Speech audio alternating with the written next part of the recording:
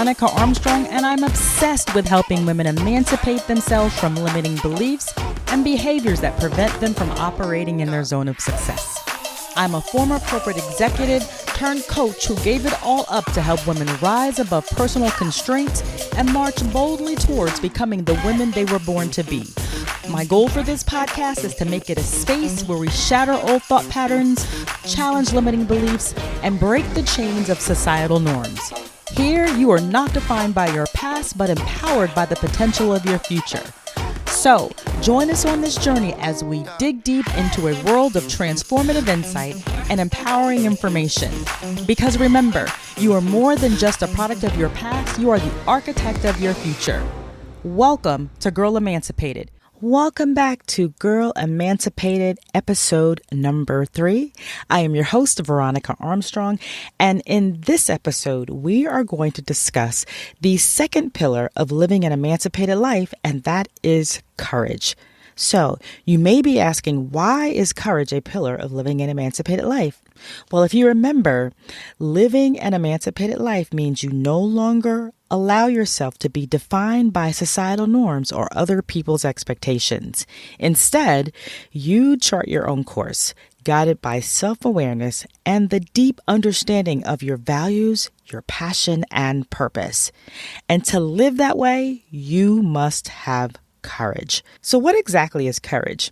Merriam-Webster defines courage as the mental or moral strength to venture, persevere, and withstand danger, fear, or difficulty. Let's repeat that. It is the mental or moral strength to venture, persevere, and withstand danger, fear, or difficulty.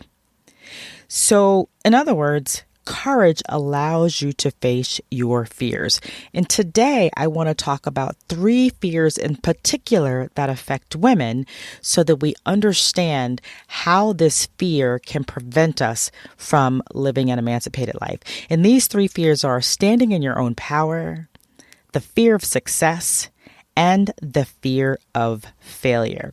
And what I mean by standing in your own power is to honor what is important to you without fear of the consequences.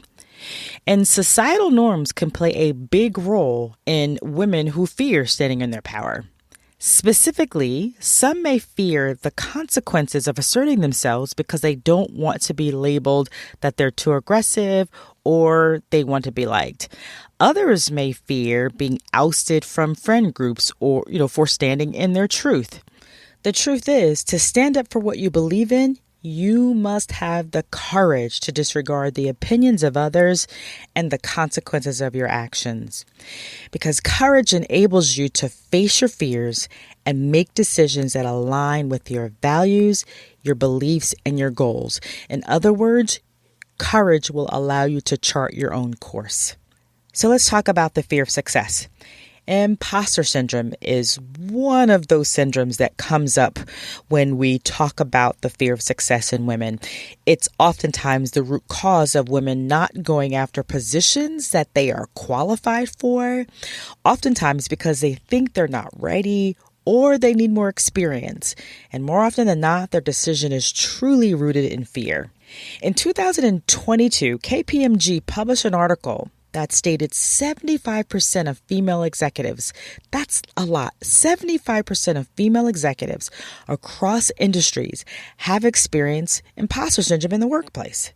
Something else that drives women to fear success is the balancing act of career and family, meaning that they don't necessarily, or they may decide not to take on additional responsibility because they want to be able to balance career and family, and they don't want to feel like they're neglecting their family. And I absolutely understand that. Especially with the fear of success. In these scenarios, courage can help you embrace your talents and recognize your achievements and confront issues by empowering you to challenge societal norms.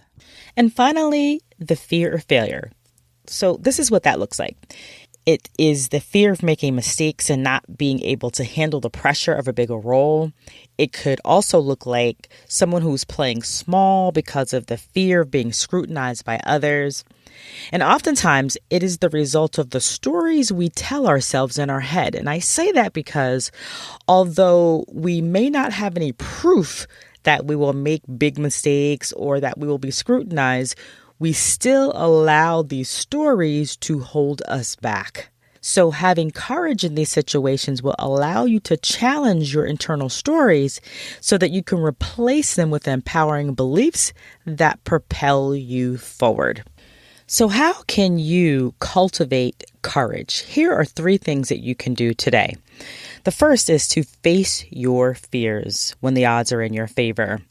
So when you face your fears, you build your resilience and you create experiences to learn from.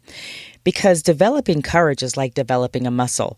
If you do it repetitively, you will build that muscle and that will help develop your resilience. The next thing you can do is improve your confidence, because confidence in your own abilities enables you to act despite your fears because you know what you're capable of. And finally, be vulnerable. Sharing your fears and anxiety with others makes them less scary. So once you open up about how you're feeling, your fears and your anxieties, you will likely find out that you are not alone, which will help make you feel better. So let's go ahead and wrap this up. Courage is something that takes time to develop, so practice it as often as you can. It empowers us to take risks that ultimately allow us to challenge the status quo and change our circumstances and the world around us. Courage also empowers us to make decisions that align with our values and our goals, which leads to greater happiness and success.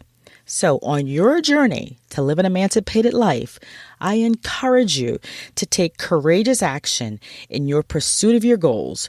Do not let anyone deter you from living the life of your dreams. Okay, that's it for this episode. Thank you for joining me on another episode of Girl Emancipated. Remember, your journey to living an emancipated life starts within. If you want to learn more or embark on your own personal journey to living an emancipated life, be sure to subscribe for updates and new content. Also, follow me on social media at I Am Coach Veronica on IG and on Facebook. And finally, in our next episode of Girl Emancipated, we will be exploring the 3rd pillar of living an emancipated life, and that is empowerment. So until next time, stay emancipated and keep shining bright. Bye for now.